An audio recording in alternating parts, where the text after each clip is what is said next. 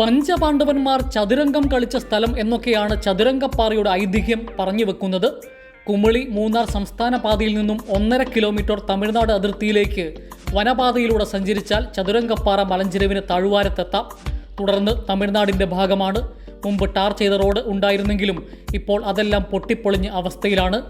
ഇതിനാൽ തന്നെ കുന്നിൻ മുകളിലേക്ക് എത്തുവാൻ ഓഫ് റോഡ് ജീപ്പുകളാണ് ഉള്ളത്. ഈ ജീപ്പുകളിൽ കയറി കാറ്റാടികൾക്ക് വലം വെച്ച് കുന്നിൻ നെറുകയിലേക്ക് എത്തുമ്പോൾ തന്നെ കാഴ്ചയുടെ മാസ്മരിക ലോകം ദർശിക്കാനാകും. കിലോമീറ്ററുകളോളം ദൂരെ സഹ്യപർവ്വത നിരകളുടെ കാഴ്ച ഒരു ക്യാൻവാസിൽ വരച്ചു ചേർത്തതുപോലെ ദർശിക്കാം. കണ്ണെത്താത്തത്ര ദൂരത്തോളം നീണ്ടുകിടക്കുന്ന തമിഴ്നാടൻ ഗ്രാമീണ ഭംഗിയും ആസ്വദിക്കാം. മലമുകളിലെത്തിയാൽ സദാസമയവും വീശിയടിക്കുന്ന കാറ്റിൻ്റെ കുളിരിൽ കാറ്റാടിപ്പാടങ്ങളുടെ വിദൂര കാഴ്ച.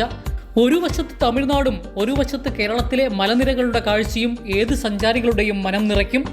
വർഷങ്ങളായി സഞ്ചാരികളുടെ ഇഷ്ടകേന്ദ്രമായി ഇവിടം മാറിയിട്ടുണ്ടെങ്കിലും അടിസ്ഥാന സൗകര്യങ്ങളുടെ അഭാവം വലിയ പരാതികൾക്ക് കാരണമായിരുന്നു. ഇതിന് പരിഹാരമുണ്ടാക്കാനുള്ള ശ്രമങ്ങളാണ് ഉടുമ്പൻചോല ഗ്രാമപഞ്ചായത്ത് ആരംഭിച്ചിരിക്കുന്നത്.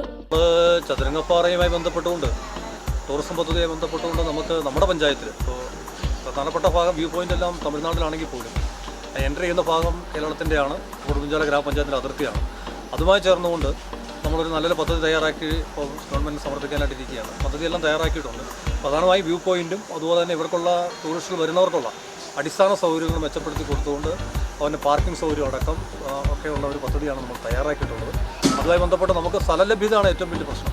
അപ്പോൾ സ്ഥലം കൂടെ ആ പ്രോജക്റ്റിൻ്റെ അടിസ്ഥാന സ്ഥലം വിട്ട് കിട്ടിയാൽ നല്ല രീതിയിൽ നമുക്കിവിടെ കൂടുതൽ സഞ്ചാരികളെ ആകർഷിക്കുന്നതിന് വേണ്ടിയുള്ള പദ്ധതിയിൽ മുന്നോട്ട് പോകുന്നതിന് വേണ്ടിയാണ് നമ്മൾ പ്രോജക്റ്റ് തയ്യാറാക്കിയിട്ടുള്ളത്. അപ്പോൾ അന്തിമ അംഗീകാരം ലഭിച്ചെങ്കിൽ മാത്രമേ നമുക്കത് കൂടുതൽ പ്രവർത്തനമായി മുന്നോട്ട് പോകാൻ കഴിയും. കേരളത്തിന്റെ ഭൂമിയിൽ പാർക്കിംഗ് ഉൾപ്പെടെയുള്ള അടിസ്ഥാന സൗകര്യങ്ങൾ ഒരുക്കാനാണ് പഞ്ചായത്ത് ലക്ഷ്യമിടുന്നത്. പദ്ധതി യാഥാർത്ഥ്യമാകുന്നതോടെ കേരള തമിഴ്നാട് അതിർത്തിയിലെ മറ്റൊരു പ്രധാനപ്പെട്ട ടൂറിസം ഡെസ്റ്റിനേഷനായി ചതുരംഗപ്പാറ മാറുമെന്ന കാര്യത്തിൽ സംശയമില്ല. കൈരളി ന്യൂസ്, ഇടുക്കി.